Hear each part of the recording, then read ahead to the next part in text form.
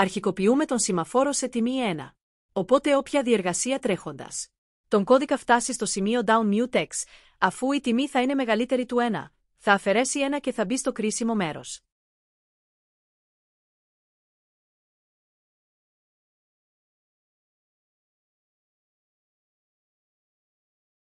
Η διεργασία κάνει down mutex. Δηλαδή αν ο σημαφόρος είναι μεγαλύτερος του 1, αφαίρει 1 και εισέρχεται στο κρίσιμο μέρος.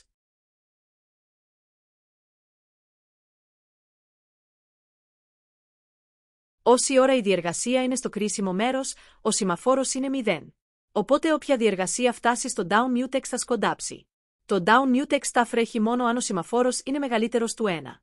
Έχει δηλαδή ενσωματέωμένη την εντολή while σε εμπαχώρ μικρότερο ή ίσο του 0 μην κάνεις τίποτα, αλλιώς αφαίρεσε 1 και προχώρα παρακάτω.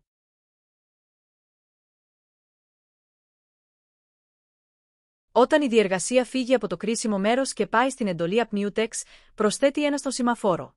Τώρα ο σημαφόρος είναι 1, που σημαίνει ότι όποια διεργασία φτάσει πρώτη θα κάνει down mutex και θα προχωρήσει μόνη της στο κρίσιμο μέρος, αφήνοντας τις άλλες να περιμένουν.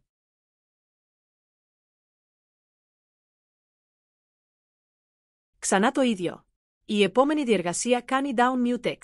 Ο σημαφόρος γίνεται 0, κρατώντας όλες τις άλλες διεργασίες έξω αφού καμία δεν μπορεί να προχωρήσει όταν ο mutex είναι 0.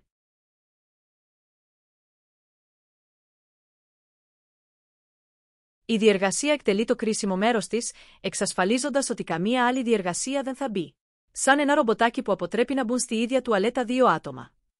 Μπορούν να κυκλοφορούν μαζί στους κοινούς χώρους, αλλά στο κρίσιμο μέρος, οι σημαφόροι εξασφαλίζουν ότι μπαίνει μια μονοδιεργασία κάθε φορά.